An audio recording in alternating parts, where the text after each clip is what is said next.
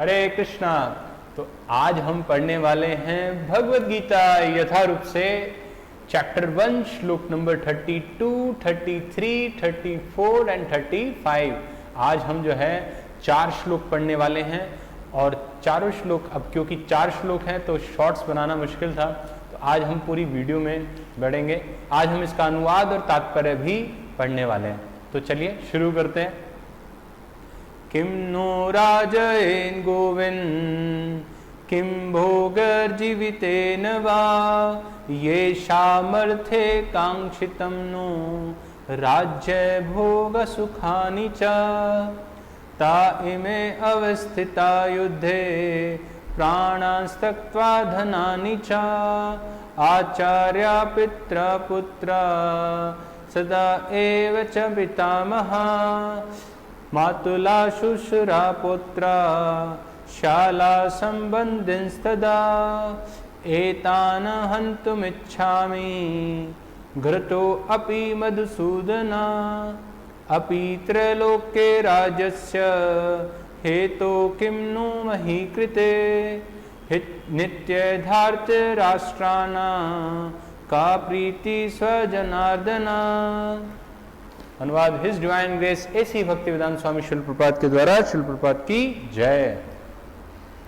हे गोविंद, हमें राज्य सुख अथवा इस जीवन से क्या लाभ, क्योंकि जिन सारे लोगों के लिए हम इन्हें चाहते हैं वे इस युद्ध भूमि में खड़े हैं।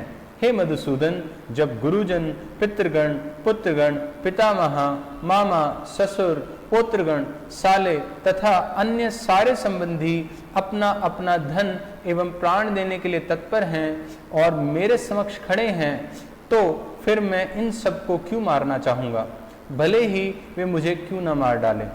हे जीवों के पालक, मैं इन सबों से लड़ने को तैयार नहीं, भले ही बदले में मुझे तीनों लोग क्यों ना मिलते हों। इस पृथ्वी की तो बात ही छोड़ दें, भला धृतराष्ट्र के पुत्रों को मारकर हमें कौन सी प्रसन्नता मिलेगी। तो तात्पर्य में प्रभुपाद जी क्या बता रहे हैं? श्रील प्रभुपाद की जय। अर्जुन ने भगवान कृष्ण को गोविंद कहकर संबोधित किया क्योंकि वे गो तथा इंद्रियों को समस्त प्रसन्नता के विषय हैं। इस विशिष्ट शब्द का प्रयोग करके अर्जुन संकेत करता है कि कृष्ण यह समझे कि अर्जुन की इंद्रियां कैसे तृप्त होंगी। तो यहाँ बड़ी इंपॉर्टेंट बात है जानने वाली। क्या यहाँ पर अर्जुन ने भगवान को गोविंद कहकर बोला? तो गोविंद का मतलब होता है, गो मतलब होता है इंद्रियां और गो मतलब गाय भी होता है। तो गोविंद, अब वो गोविंद इसलिए बोल रहा है कि अभी जो उसकी इंद्रियां परेशान हैं, ठीक है, वो चाहता है कि उसको तुष्टि मिले। किससे? भगवान से। पर भगवान हमारी इंद्रियों को तुष्ट करने के लिए नहीं है। भगवान हम किस लिए हैं? हम अपनी इंद्रियों से भगवान की सेवा करते हैं। भगवान की हम सेवा करते हैं तो हमारी इंद्रियां अपने आप तुष्ट हो जाती। तो ये बात बहुत इंपॉर्टेंट है कि हमें क्या करना है, हमें अपनी इंद्रियों को भगवान की सेवा में लगानी है, तब जाके हमारी इंद्रियां तुष्ट होंगी, वरना कभी भी हमारी इंद्रियां तुष्ट नहीं हो सकती। ठीक है, तो ऐसे प्रभुपाद जी भी बता रहे हैं, देखें आगे। इस विशिष्ट शब्द का प्रयोग अर्जुन करके अर्जुन संकेत करता है कि कृष्ण यह समझे कि अर्जुन की इंद्रियां कैसे तृप्त होंगी, किंतु गोविंद हमारी इंद्रियों को तुष्ट करने के लिए नहीं हैं। हाँ, यदि हम गोविंद की इंद्रियों को तुष्ट करने का प्रयास करते हैं तो हमारी इंद्रियां स्वतः तुष्ट होती हैं। ठीक है, तो ये बात बहुत इंपॉर्टेंट है। आगे बढ़ते हैं। भौतिक दृष्टि से प्रत्येक व्यक्ति अपनी इंद्रियों को तुष्ट करना चाहता है और चाहता है कि ईश्वर उसके आज्ञा पालक की तरह काम करे। ये आपको देखने को बहुत मिलता है कि हम क्या करते हैं, हम जाते हैं मंदिर में और मंदिर में जाके भगवान को कहते हैं, भगवान मेरा ये काम करा देना, भगवान मेरा ये काम करा देना, मैं इतने रुपए का प्रसाद चढ़ाऊंगा। जैसे भगवान हमारी जो हैं, हमारे क्या हैं, हमारे नौकर हैं, हम उनको जो है पैसे देंगे और वो जो है वो काम करा देंगे। तो ये भगवान को पसंद नहीं आता। ये अगर कोई भगवान की सेवा के लिए सब कुछ छोड़ने को तैयार होता है, सब कुछ छोड़ने के लिए मतलब भगवान की सेवा करनी है, तो वो अपनी इंद्रियों की जो तुष्टि है उसको छोड़ने के लिए तैयार हो जाता है। ठीक है, तो भगवान बहुत प्रसन्न होते हैं। आगे देखें प्रभुपाद जी क्या लिखते हैं।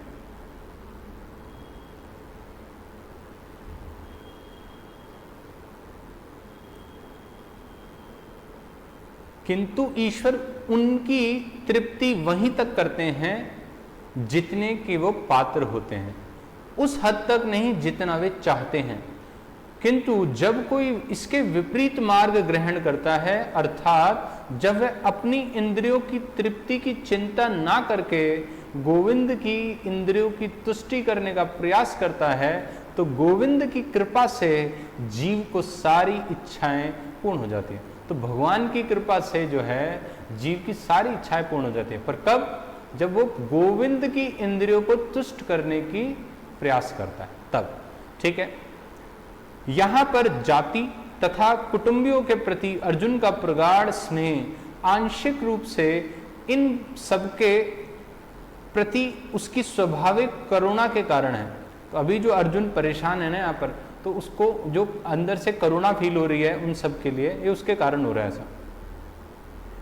अतः वे युद्ध करने के लिए तैयार नहीं है। हर व्यक्ति अपने वैभव का प्रदर्शन अपने मित्रों तथा परिजनों के समक्ष करना चाहता है, किंतु अर्जुन को भय है कि उसके सारे मित्र तथा परिजन युद्ध भूमि में मारे जाएंगे और वह विजय के पश्चात उनके साथ अपने वैभव का उपयोग नहीं कर सकेगा। अभी अर्जुन को टेंशन ये है कि भाई अब अगर मैंने इन सबको मार दिया तो क्या होगा, ये सारे तो मर जाएंगे। अब मान लो मेरे पास इतना सारा पैसा आएगा, इतना मेरे को राजमहल मिल भी जाएगा, तो मैं दिखाऊंगा किसको? सब तो मर गए, अब मैं किसको दिखाऊं कि भाई मैं राजा बन गया हूं। ऐसा होता है ना कि हमने गाड़ी खरीदी है, अब जब तक 4 लोगों को दिखाए ना तो हमें लगता ही नहीं है कि अरे यार आज गाड़ी भी खरीदी, किसी को दिखाए भी नहीं, कोई फायदा ही नहीं हो रहा है ना। तो हम अपने वैभव का उपयोग दूसरों को दिखाने के लिए करते हैं। तो ऐसा ही अर्जुन अभी इसी सोच से परेशान हो रहा है। भौतिक जीवन का यह सामान्य लेखा जोखा है, किंतु आध्यात्मिक जीवन इससे सर्वथा भिन्न होता है। चूंकि भक्त भगवान की इच्छा की पूर्ति करना चाहता है, अतः भगवत इच्छा होने पर वह भगवान की सेवा के लिए सारे ऐश्वर्य स्वीकार कर सकता है। किंतु यदि भगवत इच्छा ना हो तो भक्त तो वह 1 पैसा भी ग्रहण नहीं करता। तो अगर आपको ये समझना है, पर आध्यात्मिक जीवन ऐसा नहीं होता। आध्यात्मिक जीवन मतलब भक्त का जीवन ऐसा नहीं होता। भक्त का जीवन ऐसा होता है कि वो भगवान की इच्छा से वो सारे वैभव स्वीकार कर लेगा, और अगर भगवान की इच्छा नहीं है तो सब कुछ छोड़कर भी वो निकल सकता है। भगवान की इच्छा नहीं है। प्रभुपाद जी ने हमारे his divine grace AC Bhaktivedanta Swami Prabhupada, आप उन्हें देखेंगे तो उन्होंने क्या क्या इंस्ट्रूमेंट नहीं यूज करे। उस समय पर जो है रिकॉर्डिंग के लिए इतने अलग अलग इंस्ट्रूमेंट का इस्तेमाल किया, पर किसके लिए? भगवान की सेवा के लिए। तो भगवान की इच्छा है कि ये काम करना, तो उसके लिए सारे जो है ऐश्वर्य को स्वीकार किया। बट अगर जरूरत है, अब वृंदावन जैसे जगह में कौन नहीं रहना चाहता, पर भगवान की इच्छा के लिए वो वृंदावन छोड़ के भी चले गए, पाश्चात्य देश में प्रचार करने चले गए। ठीक है, आराम से सुखी जीवन जी रहे थे, बट कहाँ 69 की एज में वो निकल गए पाश्चात्य देश में प्रचार करने के लिए। ऐसा क्यों? क्योंकि भगवान की इच्छा ये है, उनके गुरु महाराज की इच्छा ये है कि प्रचार होना चाहिए। ठीक है, तो भक्त ऐसे होते हैं। आगे बढ़ते हैं। अर्जुन अपने संबंधियों को मारना नहीं चाह रहा था, और यदि उनको मारने की आवश्यकता हो तो अर्जुन की इच्छा थी कि कृष्ण स्वयं उनका वध करे। इस समय उसे यह पता नहीं है कि कृष्ण उन सबको युद्ध भूमि में आने से पूर्व ही मार चुके हैं, और अब उसे निमित्त मात्र बनना है। इसका उद्घाटन अगले अध्यायों में होगा। भगवान का असली भक्त होने के कारण अर्जुन अपने अत्याचारी बंधु बांधवों से प्रतिशोध नहीं लेना चाहता। अब यहाँ पर देख सकते हैं कि जो भगवान का जो भक्त होता है ना, वो अपने जो उनके दुश्मन हैं यहाँ पर, उनसे भी प्रतिशोध नहीं लेते। ठीक है, जैसे कि हरिदास ठाकुर थे। हरिदास ठाकुर जो थे, आपने हरिदास ठाकुर का नाम सुना होगा, हमारे नामाचार्य। तो उनको 22 मार्केट में जो है कोड़ों से मार मार कर जो है उनको मारने का प्रयास किया गया था। बट वो क्या कर रहे थे, वो उनको क्या करते हैं, हे भगवान से प्रार्थना कर रहे थे, भगवान ये नादान है, इनको जो है इनको अभी कुछ नहीं पता, ठीक है, इनको माफ़ कर देना। तो जो भक्त होते हैं ना, वो भक्त ऐसे ही होते हैं। भक्त क्या करते हैं, अपने दुश्मनों को भी, वो दुश्मनों के लिए, दुश्मन तो समझते ही नहीं किसी को, वो सबको ही समझते हैं कि भाई अभी अज्ञानता के कारण ये ऐसा कर रहे हैं, तो भगवान इन पर कृपा करना और इनको सही रास्ते पर लेके आना। तो उसका भक्त का जो मूड है वो कभी भी किसी के लिए जो है दुश्मनी वाला मूड होता ही नहीं। तो ये तो मेरा दुश्मन है, ये मेरा दोस्त है, ऐसा मूड नहीं होता। वो सबके लिए एक जैसा व्यवहार करते हैं। किंतु यह तो भगवान की योजना थी कि सबका वध हो। अब यहाँ अर्जुन तो परेशान है कि भाई ये मेरे बंधु बांधव हैं, ये तो मर जाएंगे, इनसे प्रतिशोध वो लेना चाह नहीं रहा है, ये मर जाएंगे। पर भगवान क्या चाह रहे हैं कि इन सब का वध हो। भाई भगवान क्यों चाह रहे हैं कि इन सब का वध हो? भगवान इसलिए चाहते हैं क्योंकि एक बार भी कोई भगवान के भक्तों को अगर किसी ने परेशान किया है तो उसका नष्ट निश्चित है, ठीक है। तो हमें बहुत इंपॉर्टेंट बात है, ये जाननी चाहिए। अभी आगे प्रभुपाद जी भी बताएंगे, देखें, कह रहे हैं देखो, भक्त दुष्टों से प्रतिशोध नहीं लेना चाहते, किंतु भगवान दुष्टों द्वारा भक्त के उत्पीड़न को सहन नहीं करते। जैसे द्रौपदी जो हैं, ठीक है, द्रौपदी महारानी जो हैं, अगर उनको देखें तो उन पर कितना कष्ट आया, अर्जुन पांचों पांडवों पर कितना कष्ट आया। तो भगवान जो है ना, उस कष्ट को याद करके उन सबको ये क्या करना चाहते हैं, भगवान चाहते हैं कि उन सबका वध हो। क्यों? क्योंकि उनके भक्तों पे कष्ट आया और इसको वो हल्के में नहीं लेते। ये बहुत ये आप सभी आप सोच सकते हैं कि हमें कभी भी जो है ना किसी भक्त का निरादर नहीं करना चाहिए। भक्त के प्रति हमें कभी भी अपराध नहीं करना चाहिए।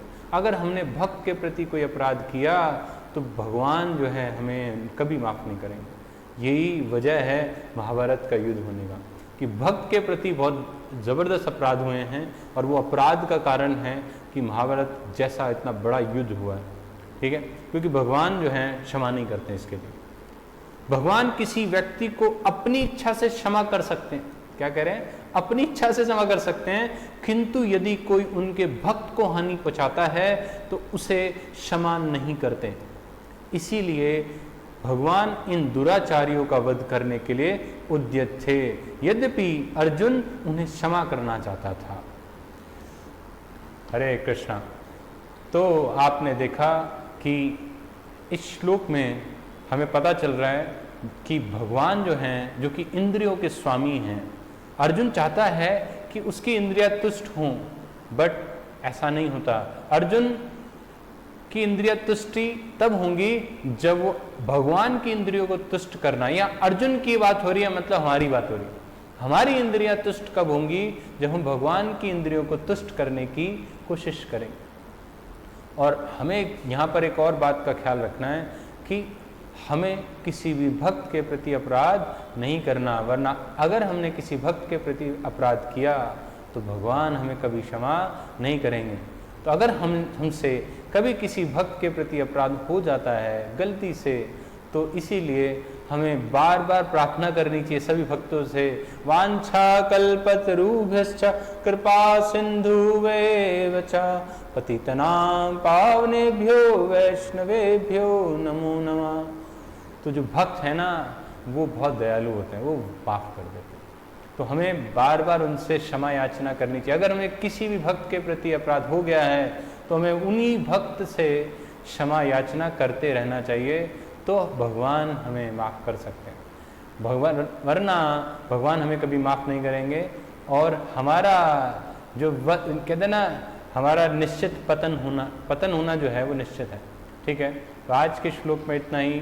Thank you so much. Hare Krishna. सभी भक्तों को दंड प्रणाम।